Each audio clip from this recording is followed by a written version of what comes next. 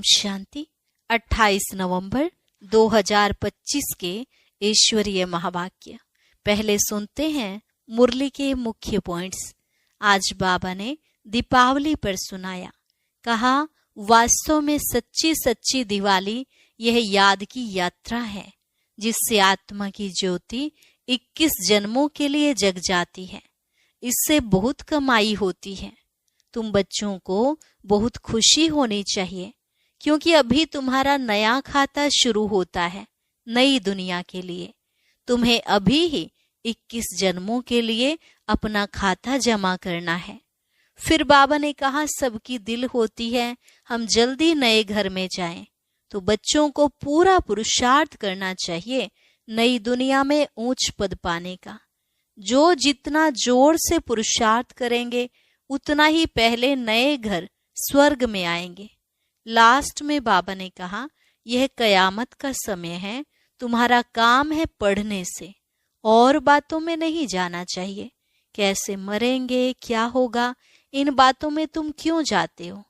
यह बाप बहुत प्यार से नैनों पर बिठाकर व गले का हार बनाए तुम्हें वापस घर ले जाते हैं। और अब सुनते हैं महावाक्यों को विस्तार से। मुरली का सार। मीठे बच्चे, यह भूल भुलैया का खेल है। तुम घड़ी घड़ी बाप को भूल जाते हो। निश्चय बुद्धि बनो तो इस खेल में फंसेंगे नहीं। प्रश्न, कयामत के समय को देखते हुए तुम बच्चों का कर्तव्य क्या है। उत्तर, तुम्हारा कर्तव्य है अपनी पढ़ाई में अच्छी रीति लग जाना और बातों में नहीं जाना है। बाप तुम्हें नैनों पर बिठाकर गले का हार बनाकर साथ ले जाएंगे। बाकी तो सबको अपना अपना हिसाब किताब चुकतू करके जाना ही है। बाप आए हैं सबको अपने साथ घर ले जाने। गीत। दूर देश का रहने वाला आया देश पराए में। ओम शांति। रूहानी बाप रूहानी बच्चों को बैठ समझाते हैं, भारत खास और दुनिया आम सब विश्व में शांति चाहते हैं। अब यह तो समझना चाहिए, जरूर विश्व का मालिक ही विश्व में शांति स्थापन करते हैं। गॉड फादर को ही पुकारना चाहिए कि आकर विश्व में शांति फैलाओ। किसको पुकारें वह भी बेचारों को पता नहीं है। सारे विश्व की बात है ना, सारे विश्व में शांति चाहते हैं। अब शांति का धाम तो अलग है जहां बाप और आप आत्माएं रहती हो। यह भी बेहद का बाप ही समझाते हैं। अब इस दुनिया में तो ढेर के ढेर मनुष्य हैं, अनेक धर्म हैं। कहते हैं एक धर्म हो जाए तो शांति हो। सब धर्म मिलकर एक तो हो नहीं सकते। त्रिमूर्ति की महिमा भी है। त्रिमूर्ति के चित्र बहुत रखते हैं। यह भी जानते हैं ब्रह्मा द्वारा स्थापना किसकी, सिर्फ शांति की थोड़े ही होगी। शांति और सुख की स्थापना होती है। इस भारत में ही 5000 वर्ष पहले जब इनका राज्य था तो जरूर बाकी सब जीवात्माएं जीव को छोड़ अपने घर गई होंगी। अब चाहते हैं एक धर्म, एक राज्य, एक भाषा। अब तुम बच्चे जानते हो बाप शांति सुख संपत्ति की स्थापना कर रहे हैं। एक राज्य भी जरूर यहाँ ही होगा ना। एक राज्य की स्थापना हो रही है, यह कोई नई बात नहीं। अनेक बार एक राज्य स्थापन हुआ है। फिर अनेक धर्मों की वृद्धि होते होते झाड़ बड़ा हो जाता है। फिर बाप को आना पड़ता है। आत्मा ही सुनती है, पढ़ती है।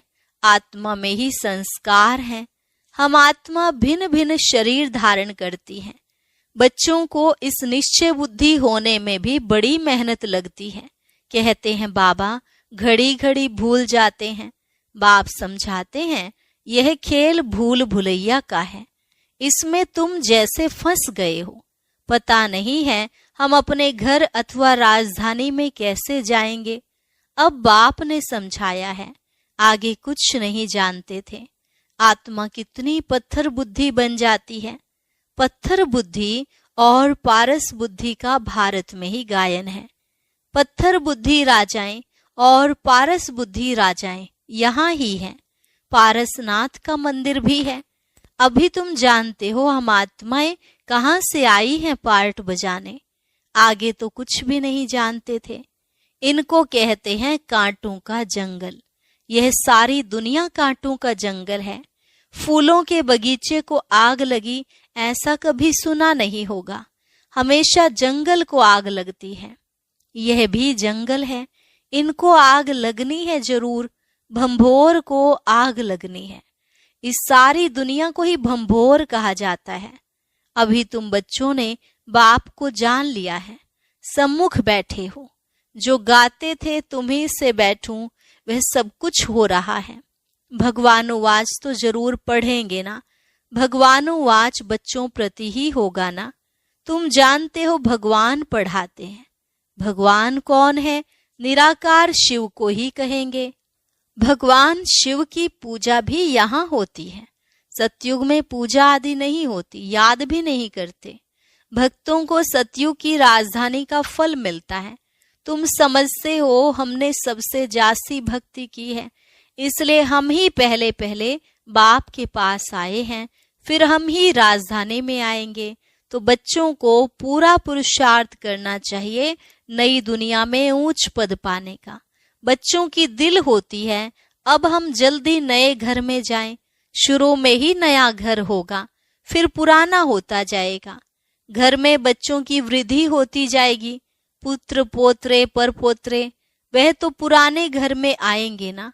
कहेंगे हमारे दादा परदादा का यह मकान है।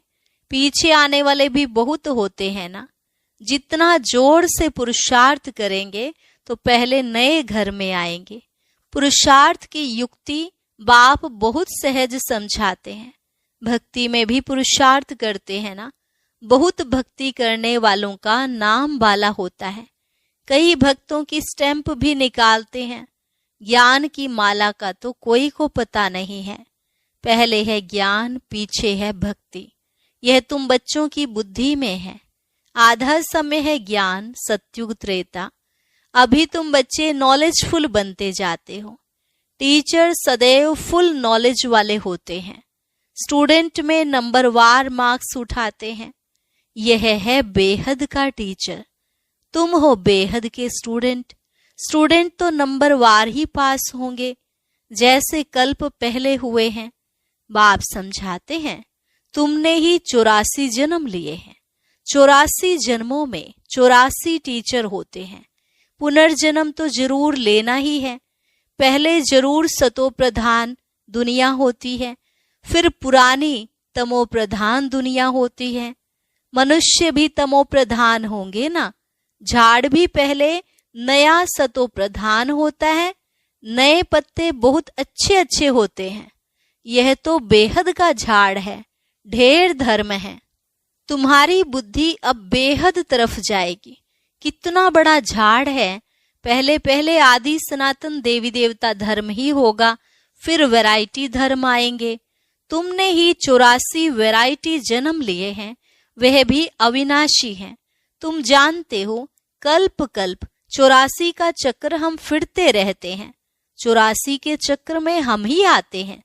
84 लाख जन्म कोई मनुष्य की आत्मा नहीं लेती है। वह तो वैरायटी जानवर आदि ढेर हैं, उनकी कोई गिनती भी नहीं कर सकते। मनुष्य की आत्मा ने 84 जन्म लिए हैं, तो यह पार्ट बजाते बजाते एकदम जैसे टायर्ड हो गए हैं, दुखी बन गए हैं।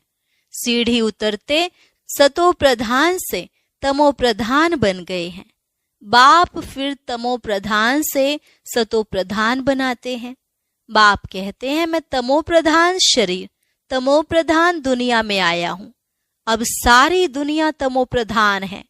मनुष्य तो ऐसे कह देते हैं सारे विश्व में शांति कैसे हो। समझते नहीं कि विश्व में शांति कब थी। बाप कहते हैं तुम्हारे घर में तो चित्र रखे हैं ना। इनका राज्य था तो सारे विश्व में शांति थी। उनको स्वर्ग कहा जाता है। नई दुनिया को ही हेवन, गोल्डन एज कहा जाता है। अभी ये पुरानी दुनिया बदलनी है। वह राजधानी स्थापन हो रही है। विश्व में राज्य तो इनका ही था। लक्ष्मी नारायण के मंदिर में बहुत मनुष्य जाते हैं। यह थोड़े ही किसकी बुद्धि में है कि यही भारत के मालिक थे। इनके राज्य में जरूर सुख शांति थी। 5000 वर्ष की बात है जब इनका राज्य था। आधा कल्प के बाद पुरानी दुनिया कहा जाता है, इसलिए धंधे वाले स्वास्तिका रखते हैं चौपड़े में। उनका भी अर्थ है ना, वह तो गणेश कह देते हैं। गणेश को फिर विघ्न विनाशक देवता समझते हैं। स्वास्तिका में पूरे 4 भाग होते हैं। यह सब है भक्ति मार्ग। अभी दीपावली मनाते हैं। वास्तव में सच्ची सच्ची दीपावली याद की यात्रा ही है, जिससे आत्मा की ज्योति 21 जन्मों के लिए जग जाती है। बहुत कमाई होती है। तुम बच्चों को बहुत खुशी होनी चाहिए। अभी तुम्हारा नया खाता शुरू होता है नई दुनिया के लिए। 21 जन्मों के लिए खाता अभी जमा करना है। अब बाप बच्चों को समझाते हैं, अपने को आत्मा समझ सुन रहे हो। आत्मा समझ सुनेंगे तो खुशी भी रहेगी। बाप हमको पढ़ाते हैं, भगवानुवाच भी है ना। भगवान तो एक ही होता है। जरूर वह आकर शरीर लेता होगा, तब भगवानुवाच कहा जाता है। यह भी किसको पता नहीं है, तब नेति नेति करते आए हैं। कहते भी हैं वह परम पिता परमात्मा है, फिर कह देते हम नहीं जानते। कहते भी हैं शिव बाबा, ब्रह्मा को भी बाबा कहते हैं, विष्णु को कभी बाबा नहीं कहेंगे। प्रजापिता तो बाबा ठहरा ना। तुम हो बीके। प्रजापिता नाम ना होने से समझते नहीं है। इतने ढेर बीके हैं तो जरूर प्रजापिता ही होगा ना। इसलिए प्रजापिता अक्षर जरूर डालो तो समझेंगे प्रजापिता तो हमारा ही बाप ठहरा। नई सृष्टि जरूर प्रजापिता द्वारा ही रची जाती है। हम आत्माएं भाई भाई हैं, फिर शरीर धारण कर भाई बहन हो जाते। बाप के बच्चे तो अविनाशी हैं, फिर साकार में बहन भाई चाहिए, तो नाम है प्रजापिता ब्रह्मा। परंतु ब्रह्मा को कोई हम याद नहीं करते। याद लौकिक को करते और पारलौकिक को करते हैं। प्रजापिता ब्रह्मा को कोई याद नहीं करते। दुख में बाप का सिमरन करते हैं, ब्रह्मा का नहीं। कहेंगे हे भगवान, हे ब्रह्मा नहीं कहेंगे। सुख में तो किसी को भी याद नहीं करते हैं। वहां सुख ही सुख है, यह भी किसको पता नहीं है। तुम जानते हो इस समय है 3 बाप। भक्ति मार्ग में लौकिक और पारलौकिक बाप को याद करते हैं। सतयुग में सिर्फ लौकिक बाप को याद करते हैं। संगम पर तीनों को याद करते हैं। लौकिक भी है, परंतु जानते हैं वह है हद का बाप। उनसे हद का वर्षा मिलता है। अभी हमको बेहद का बाप मिला है, जिससे बेहद का वर्षा मिलता है। यह समझ की बात है। अब बेहद का बाप आए हैं ब्रह्मा के तन में, हम बच्चों को बेहद का सुख देने। उनका बनने से हम बेहद का वर्षा पाते हैं। यह जैसे दादे का वर्षा मिलता है ब्रह्मा द्वारा। वह कहते हैं वर्षा तुमको मैं देता हूँ, पढ़ाता मैं हूँ, ज्ञान मेरे पास है। बाकी न मनुष्यों में ज्ञान है न देवताओं में। ज्ञान है मेरे में, जो मैं तुम बच्चों को देता हूँ। यह है रूहानी ज्ञान। तुम जानते हो रूहानी बाप द्वारा हमको यह पद मिलता है। ऐसे ऐसे विचार सागर मंथन करना चाहिए। गायन है मन के जीते जीत, मन से हारे हार। वास्तव में कहना चाहिए माया पर जीत, क्योंकि मन को तो जीता नहीं जाता। मनुष्य कहते हैं मन की शांति कैसे हो। बाप कहते हैं आत्मा कैसे कहेगी कि मन की शांति चाहिए। आत्मा तो है ही शांति धाम में रहने वाली। आत्मा जब शरीर में आती है तब कार्य करने लग पड़ती है। बाप कहते हैं तुम अब स्वधर्म में टिको, अपने को आत्मा समझो। आत्मा का स्वधर्म है शांत। बाकी शांति कहाँ से ढूंढेगी। इस पर रानी का भी दृष्टांत है हार का। सन्यासी दृष्टांत देते हैं और फिर खुद जंगल में जाकर शांति ढूंढते हैं। बाप कहते हैं तुम आत्मा का धर्म ही शांति है।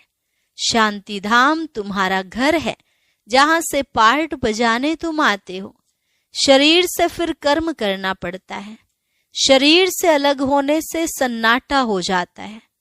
आत्मा ने जाकर दूसरा शरीर लिया, फिर चिंता क्यों करनी चाहिए? वापिस थोड़े ही आएगी, परंतु मोह सताता है। वहां तुमको मोह नहीं सताएगा, वहां 5 विकार होते नहीं। रावण राज्य ही नहीं, वह है राम राज्य। हमेशा रावण राज्य हो, फिर मनुष्य थक जाएं, कभी सुख देख न सकें। अभी तुम आस्तिक बने हो और त्रिकालदर्शी भी बने हो। मनुष्य बाप को नहीं जानते, इसलिए नास्तिक कहा जाता है। अभी तुम बच्चे जानते हो, यह शास्त्र आदि जो पास्ट हो चुके हैं, यह सब है भक्ति मार्ग। अभी तुम हो ज्ञान मार्ग में। बाप तुम बच्चों को कितना प्यार से नयनों पर बिठाकर ले जाते हैं।